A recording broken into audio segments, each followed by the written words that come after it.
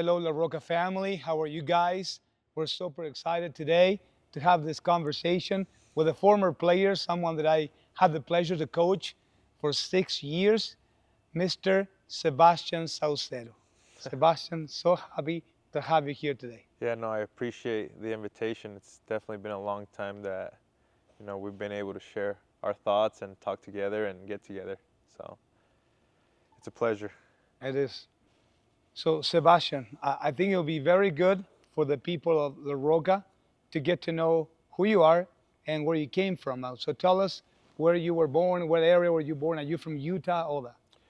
Well, I wasn't born in Utah. I like to say that I was raised in Park City, Utah, but I was really born in San Fernando Valley, California. Yep. But I guess it really doesn't count because I literally was born in like 2 weeks after that. My parents were driving me down to Park City for a new start for them, and it was just that's why I always like to say that I'm from Park City, Utah. So Got it. It's awesome. Your father, Martin, yeah, still involved in soccer, right? yeah, he loves to do what he does. He's helped a lot. You know him, how he is passionate about the game, and yeah, I know it's been definitely a long ride, and I think you've been one of the few people that have seen my success and my well, not just success, but I would say also the ups and downs about soccer.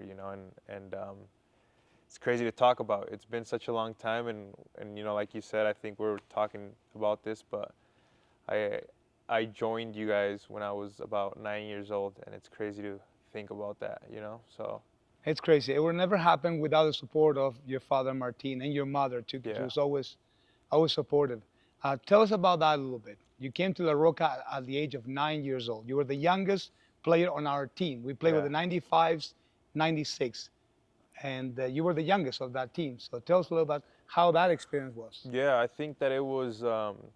It's like a learning lesson for those who wanting to take a step to go to a different club and a better club that gives you the opportunity to open the doors. And at that point, or still now and ongoing, La Roca has been a club that opens the doors, and not just the aspect of better training, but also what you guys have here, you know what I mean, and what you guys are building for the club.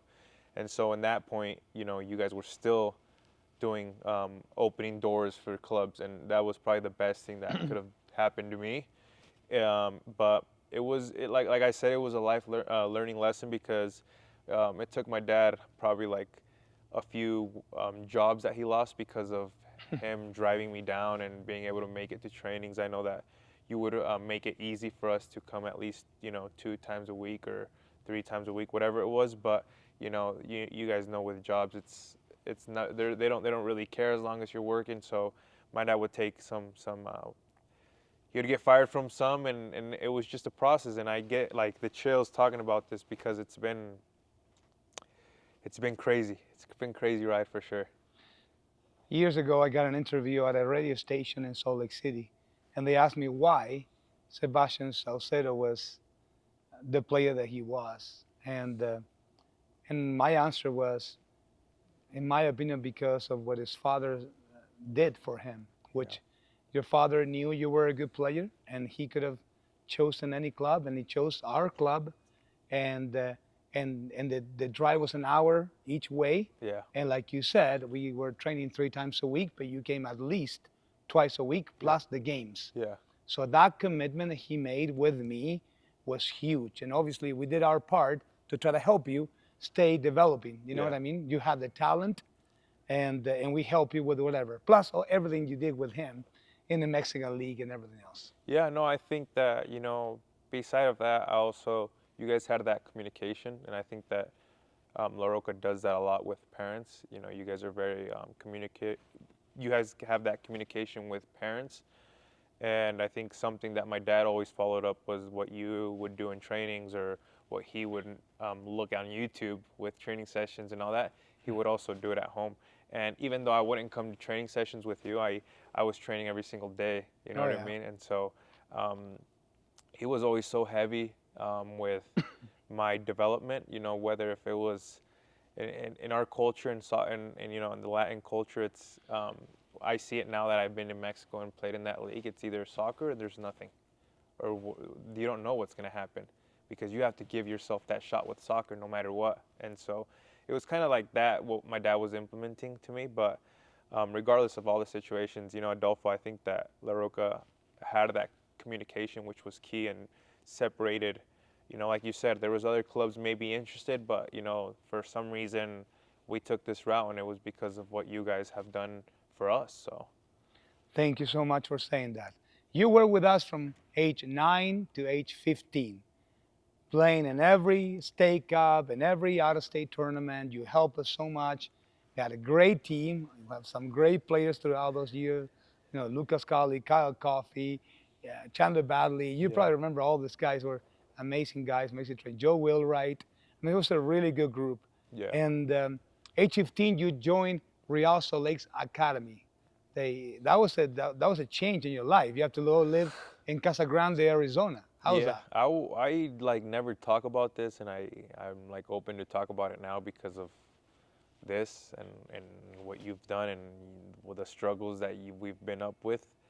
But there was times where I'd cry and want to come home. You know what I mean? Because now I look at what RSL Academy has built for their youth system, and compared to us, it was like dang, like this is crazy. The kids now have apartments, you know what I mean? And back in the day, we were like living in a hotel in the middle of nowhere, without our parents and stuff like that. Yeah, I mean, maybe that happens to kids now here, but you have an apartment, full-on apartment, to be able to build your life, and a full-on high school where you could do more things. But with us, I think it was more of a sacrifice. But I think it shaped me, the person who I am now, obviously through the struggles that I've been through. But I got a little taste of everything at the academy. At GA Cup, we got shattered by every team, and we got killed like 5-1, 4-1, 5-1, 6-1, whatever, by all the MLS Academy teams. And I thought to myself, like, the day that I left to the academy, I was like, do I really want to go? Like, we just got killed, what's going to happen? And yeah, like my 2 years there, I was a champion my first year, and then I got the best player of the year that year. Yep. And then the second year finalist, and I got the best player of the year again, 2 years in a row. I scored 60 goals in 50 games, and I wish I could do them now. I would probably be living or playing in a team in Europe if that would have happened now. Yep. But I'm always been a guy where it's a process, you know what I mean? And so I loved everything about the academy and sacrificing, but not just that. I think you've mentioned it. What you guys have done here with what my dad had implemented in the past shaped me to make the academy a lot easier, whether it was training or all that type of stuff. So I was almost prepared, even though there was mental breakdowns of wanting to come home because of high school or missing that childhood. But again, it was one of those moments when my dad called back, rung back my phone. He was just like, come back and see what's going to happen. You know what I mean? Like, you only find out that this is not forever. So it was just good for me to take that step. It's amazing. Even though your record was unbelievable, Yeah. you were there for 2 years, because then you came back early 1 year to be with the first team of Real Salt Lake. We're going to talk about that. Yeah. But being there, it was incredible. Real was doing a good job by giving you an amazing place, but it's in the middle Of nowhere. between Tucson, Arizona, and Phoenix, Arizona. Yeah. So it's a city where everything was new to you. Yeah. And being so young, 15 years old, it was tough, because I obviously sent my son Fido with you, and I know exactly what happened and the changes he made in his life too. So it was tough, but super proud of you for everything you did. Then at age 17, you signed the first, for us, La Roca, the first homegrown contract with Real Salt Lake. And Utah's first homegrown as well. And Utah's first homegrown. Yeah. That's crazy. And then you were with Real Salt Lake on the first team for, you said 5 years? 5 years, yeah. 5 years, so so? it was 3-year contract with 2 optional. How was that experience for you?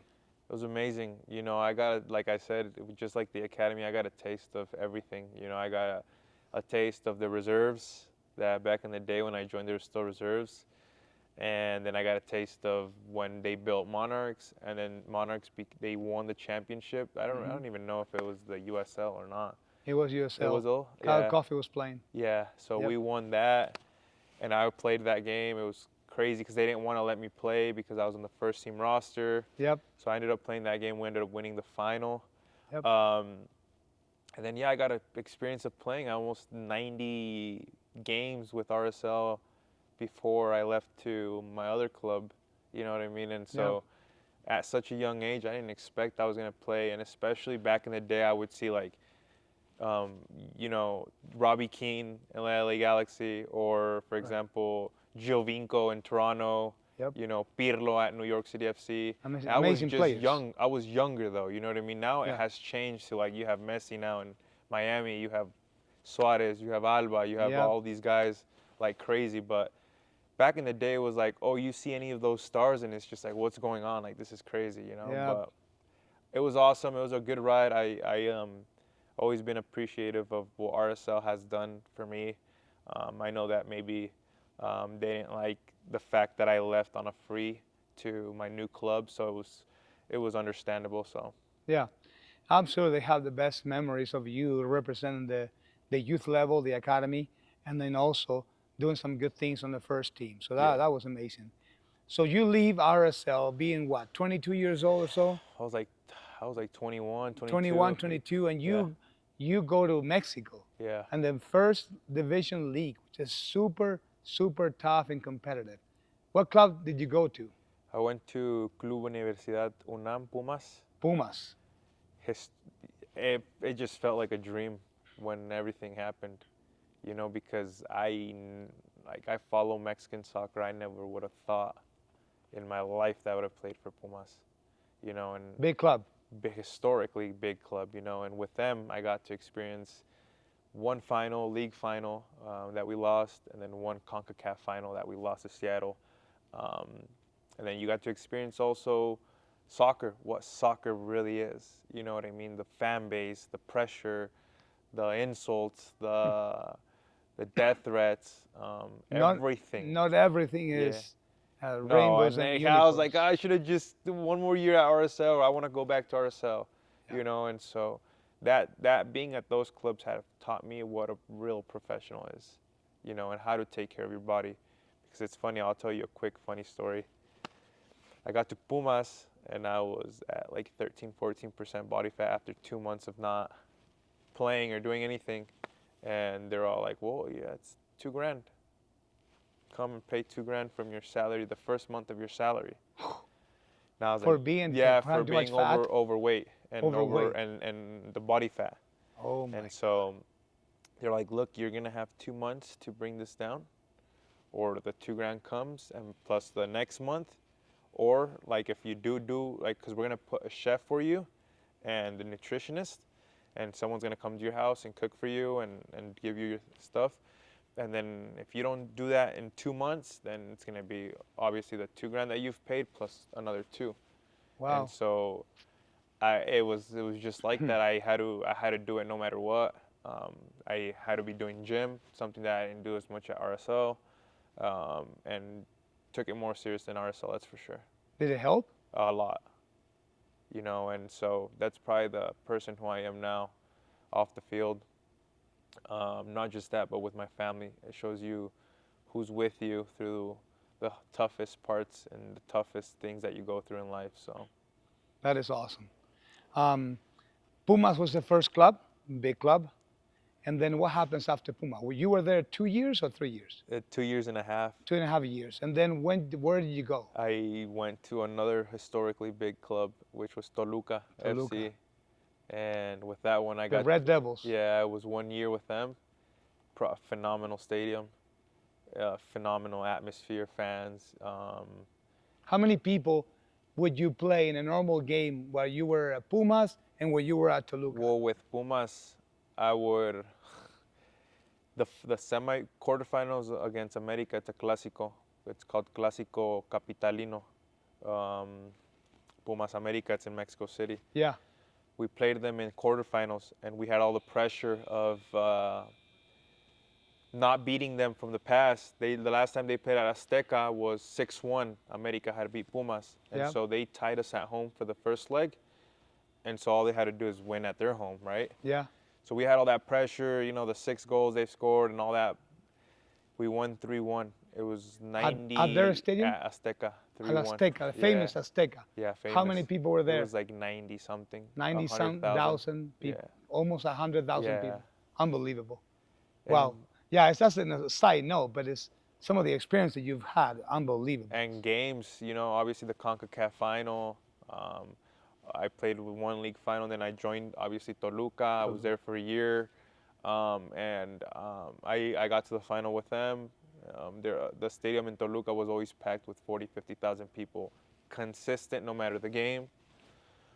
It was just a ride. It was the best thing ever. Then after that, Juarez comes in the picture, and they're all like, "Hey, we'll buy you from Toluca," you know what I mean? And so, as an athlete, you always got to look at the purchases, what's beneficial for you and your family.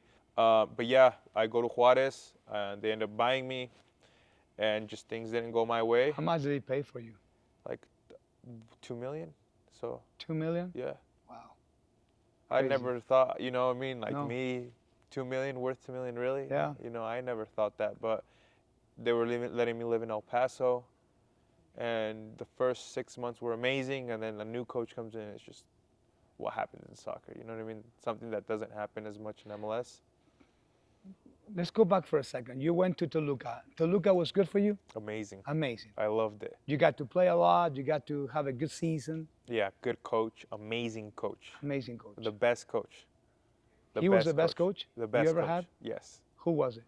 Nacho Ambriz, Ignacio Ambriz. Ignacio Ambriz, another legend Yeah. for Mexican soccer, Yeah, right? the best, Adolfo. best.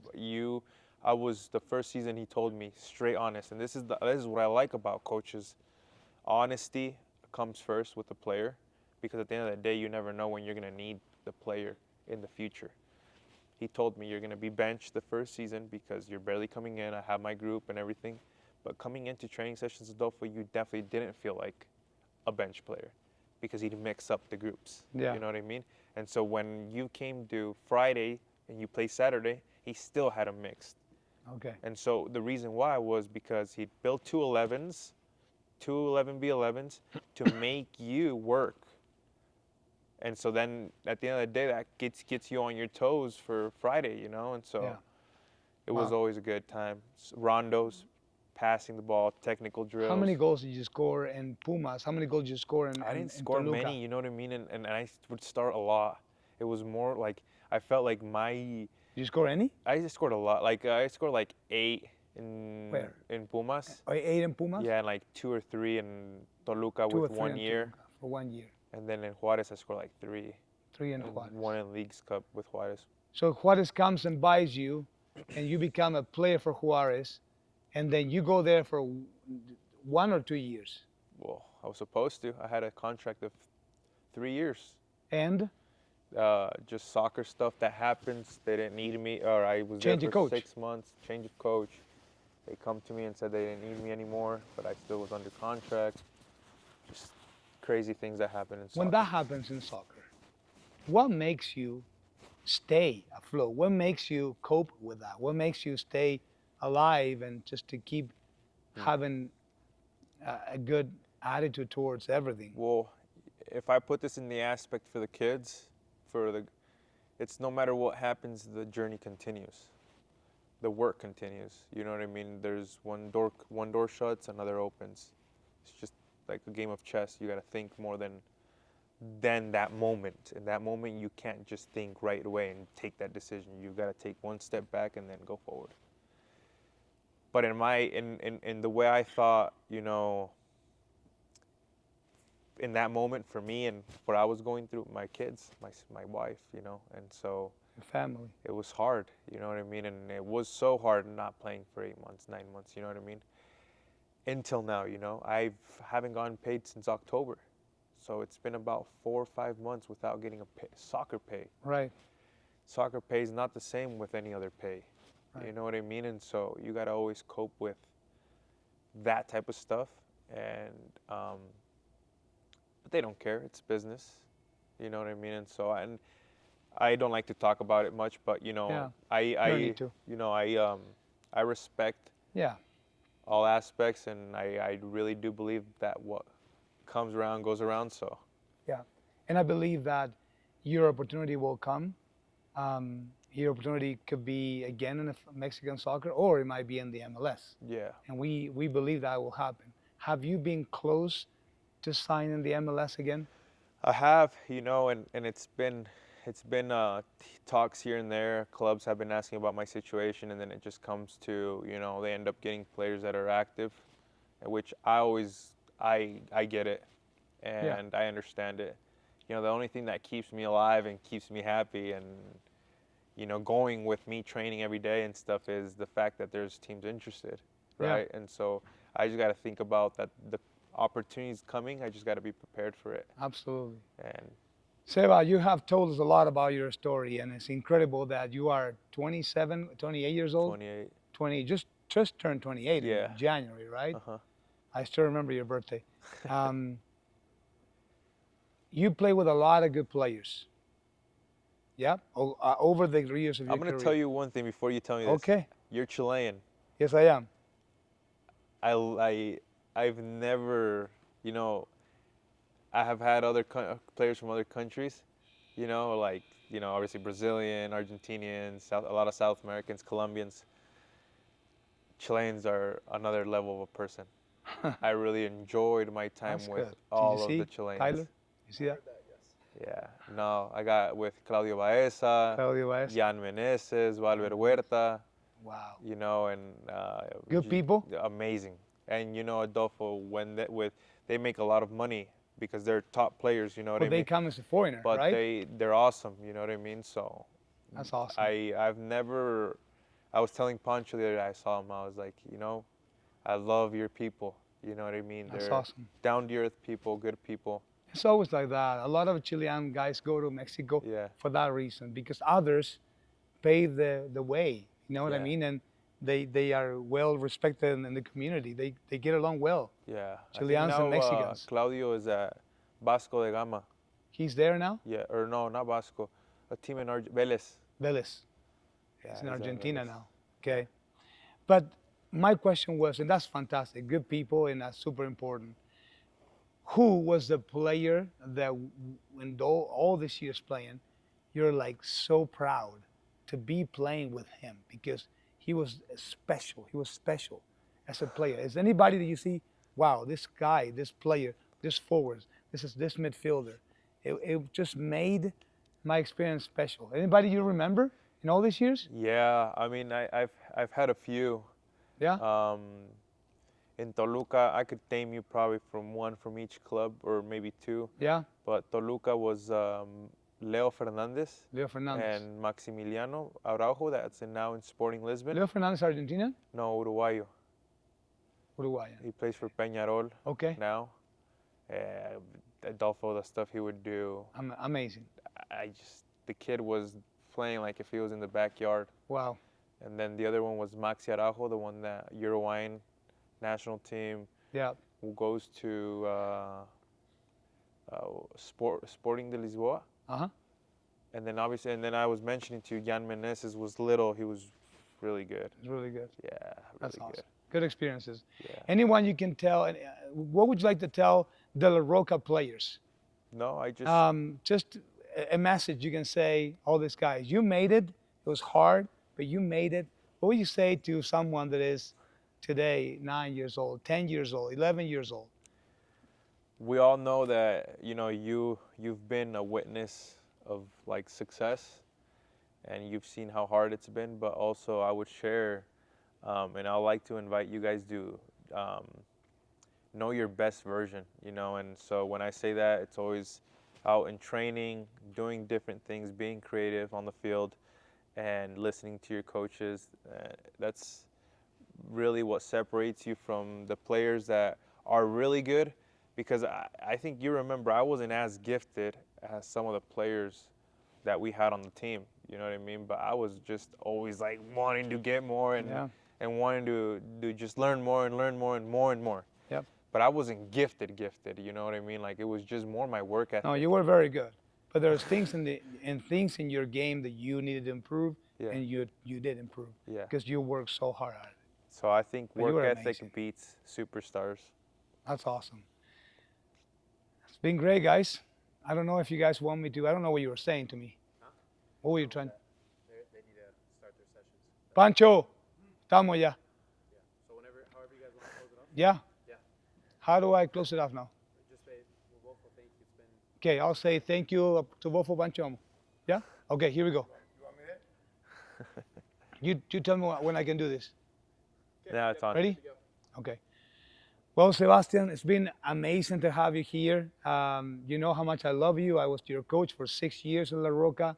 I know your family. I know you. I'm always cheering for you. I'm always talking about you. I'm proud of you. And I wish you all the best. I hope that you can sign with the team very, very soon. I'd love to see you in the MLS. But in reality, if it happens in Mexico, I hope so. we wish you all the best. Okay, I thank you for appreciate you. being here with us.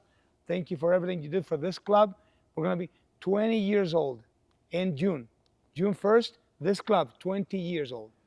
So you are part of the story. That's out there for all the people. It looks easy, but it's not easy. It's not easy. But you were a huge part of our story, and I want to thank you again No, I on behalf of appreciate the you. La Roca Football Club. I appreciate you guys. Thank you guys for following the journey.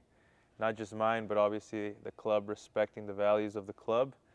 And I appreciate you, Adolfo. I think it's been a blessing. See a tremendous growth in Utah, in La Roca, and there's only room for improvement. Thank you very much, my man. Appreciate you, Adolfo.